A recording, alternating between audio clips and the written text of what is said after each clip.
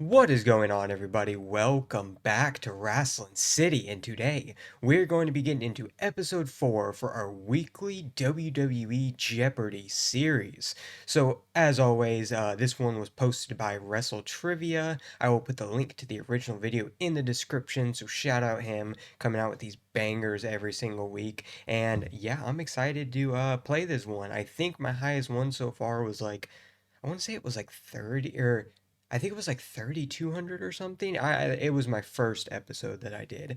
It seems like there's always one category that throws me off and causes my points to tank, as well as wagering too much. So I'm going to keep track of my score this time and try and get a high score. Let's get it started. Ready? Yes! I'm ready. Got my paper. Ready to write it down whenever I get one right. Hello, friends, for WrestleTrivia 1. I'm your host, Kevin J. Callis. Yeah. And you're watching episode 60 of Wrestling Jeopardy, the ultimate interactive game show where you're the contestant. We'll get you back up into the ring in just a moment or two for more exciting Ready to get started, man. Thank you, Mean Gene. And with that, let's go to the board now and check out the categories that you'll be quizzed on. Starting with 2025 In Memoriam. Okay. Up next is My Alma Mater, which is going to be a category all about wrestlers and the colleges and universities that they attended. Our third category is Look Out Below. Our fourth category is Okerlund Outtakes.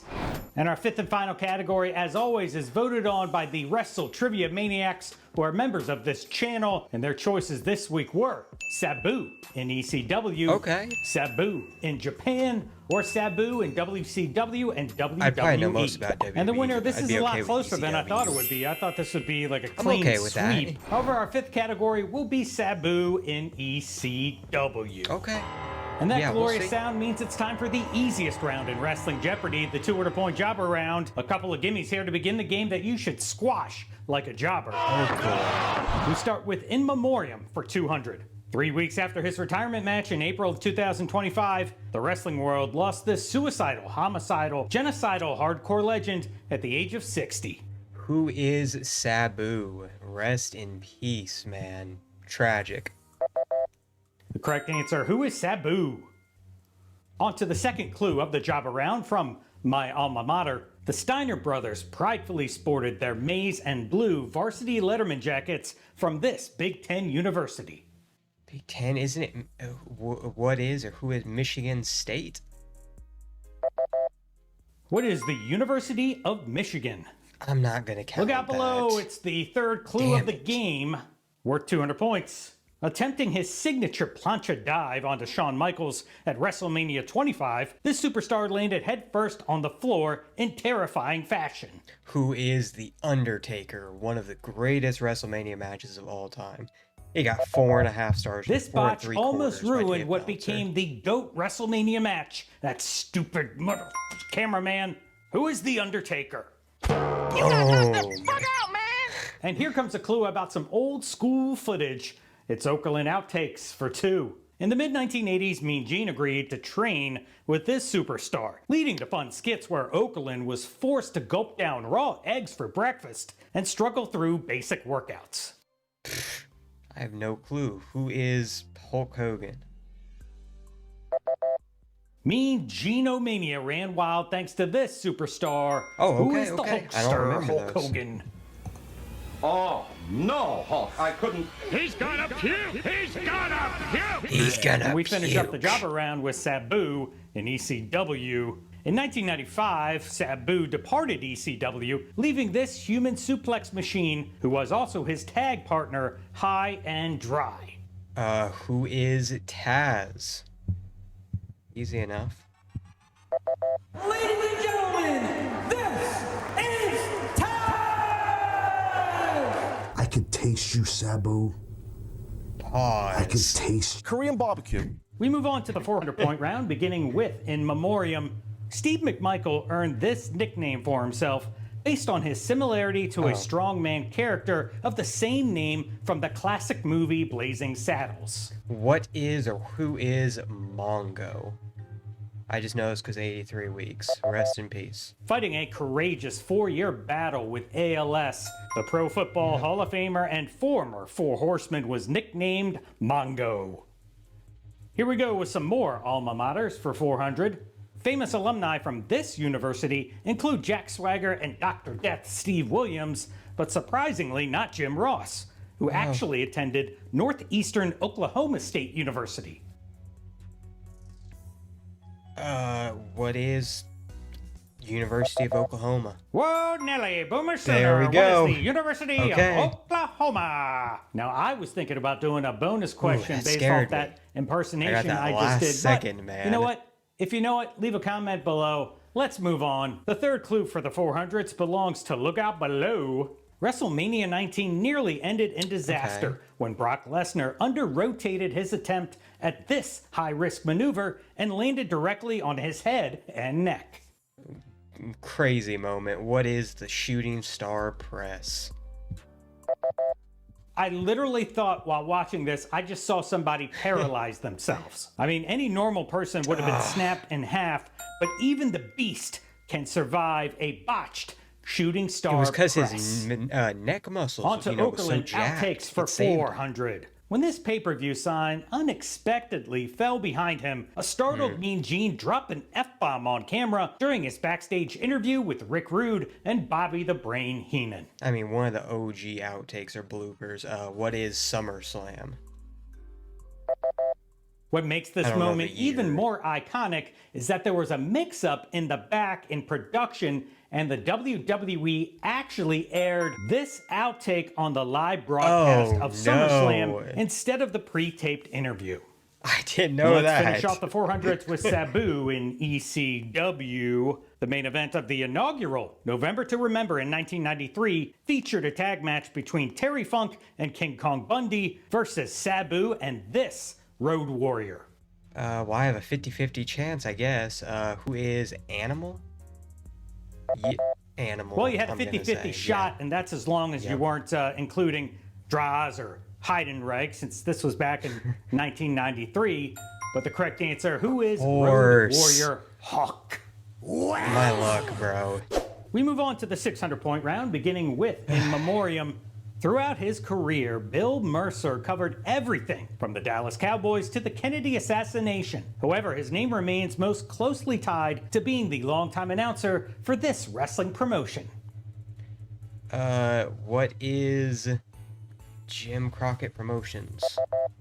Mercer, who passed away in March of 2025 at the very ripe young age of 99 years old, was the longtime announcer for World Class Championship Wrestling.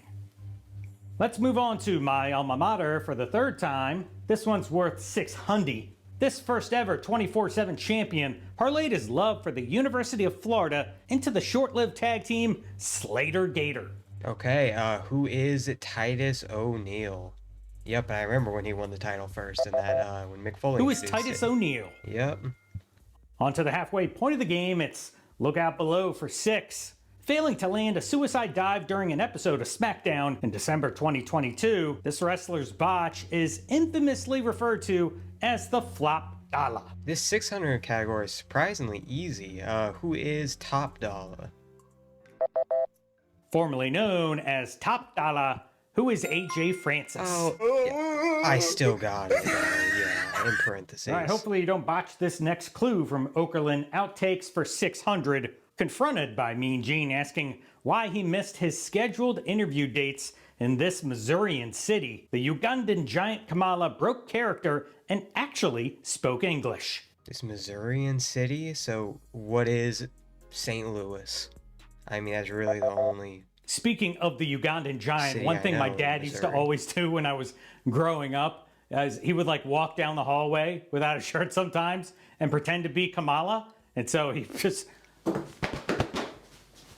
That's a very good. Anywho, if you're strong in geography, you Bet. probably narrowed down your choices to 2 cities. However, the correct answer is St. Louis. Take What's it. this shit about you missing interviews in St. Louis? I don't speak English. I can't read English. Final clue of the 600s belongs to Sabu and EC Dub. After shredding his biceps so badly at this appropriately titled event, Sabu superglued his wound shut and wound up winning the ECW World title that fateful night. It was, what is barely legal? One of the most gruesome stateside matches you'll ever see, and it was actually the final ever barbed wire match in ECW because of just how brutal it was. The correct answer, what is born to be wired? Yeah. We're more than halfway through the game, and we're moving on to the 800-point round with more 2025 in memoriam. After his passing in January 2025, JBL posted a tribute online stating, "This tough-as-nails Texan took me under his wing and taught me how to be a professional wrestler." Oh, it's, I can't think of who it is. I've been watching something to wrestle. Black Art. That's Here fair. comes my alma mater Smoking for the Guns, fourth time. right? No, that's a...